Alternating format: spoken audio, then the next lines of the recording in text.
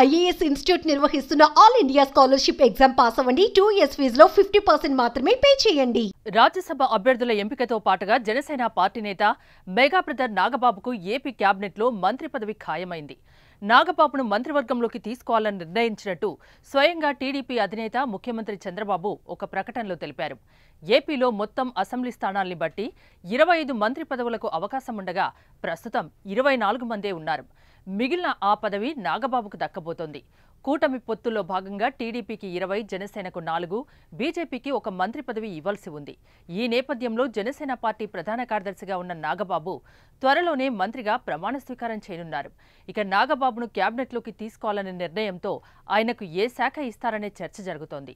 అయితే నాగబాబుకు సినిమాటోగ్రఫీ శాఖ ఇస్తారన్న ప్రచారం జరుగుతోంది. ప్రస్తుతం ఈ శాఖ బాధ్యతల్ని మంత్రి కందుల దుర్గేష్ చూస్తున్నారు. ఈ శాఖ అయితే నాగబాబుకు బావుంటుందని, ఈ శాఖ బదిలీ సులభంగా ఉంటుందన్నారు. నాగబాబుకు సినిమాటోగ్రఫీ శాఖ ఇస్తే అటు ఇండస్ట్రీ, ఇటు ప్రభుత్వానికి వారధిలా ఉంటారని భావిస్తున్నారట. అలాగే గనుల శాఖ కూడా ఇచ్చే అవకాశం ఉందని ప్రచారం జరుగుతోంది.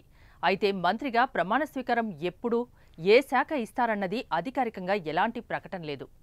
వాస్తవానికి నాగబాబు సార్వత్రిక ఎన్నికల్లో అనకాపల్లి నుంచి ఎంపీగా పోటీ చేయాలని భావించారు.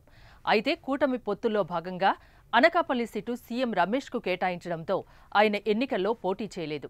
దీంతో పాటు పవన్ కళ్యాణ్ ప్రాతినిధ్యం వహిస్తున్న పిఠాపురం నియోజకవర్గం బాధ్యతల్ని నాగబాబే చూసుకున్నారు. ప్రచారం నుంచి గెలుపు వరకు బాధ్యతల్ని తన భుజాలపై వేసుకుని నడిపించారు.